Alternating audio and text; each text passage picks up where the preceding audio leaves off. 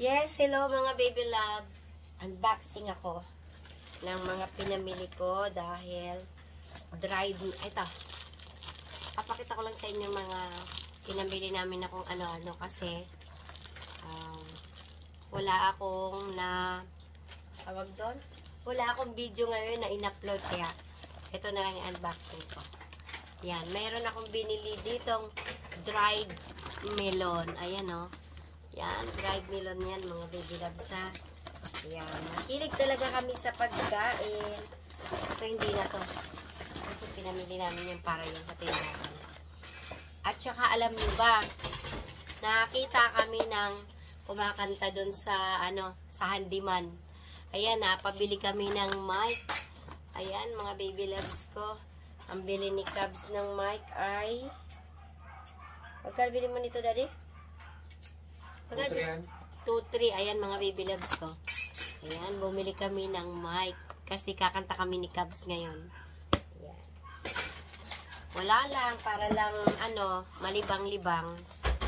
Malibang-libang. Ito groceries dito. Hindi na yan yung mga lang. At doon sa No Brand, dahil marami kaming pinamili sa No Brand, binigyan kami ng free. Ayan o, ng cashier. Ayan, diba? Nagkaroon kami ng free mga baby loves. Papakita ko sa inyo yung mga binili namin sa No Brand. Ayan. Sa No Brand nabili kami. Ayan o. Ayan, nakita namin may dilis at mani. Ayun o, parang ang sarap. Ayan, kasi mahilig kami magkutim-kutim yung kakain ng mga ganito habang nanonood ng TV. Ayan. May dilis o mga baby loves. Tikman ko nga. Wow. Dried dilis. Masarap. Matamis-tamis. Tapos, bumili kami ng ganito. Sabi ni Mary kay masarap daw to. Magkano to kay? Hindi ko alam magkano. Basta kinuha lang namin. Sabi ni Mary kay masarap. Sabi ko, dalawa ng binili ko. Baka mag-abay sila ng kuya niya. Yan, kaya dalawang binili ko. Baka masarapan sila. Ito pa. Ano pa? 1-1 Japanese rice snack. Yan. Titikman namin. Ano ito mga pinamili namin. Tapos, ano yan?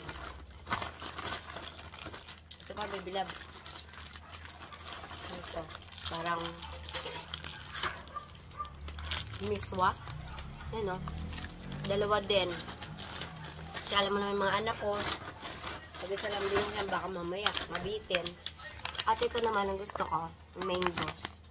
Ayan, dried mango. Ayan. Kakainin ko rin yan mga baby loves ko. Masarap yan eh.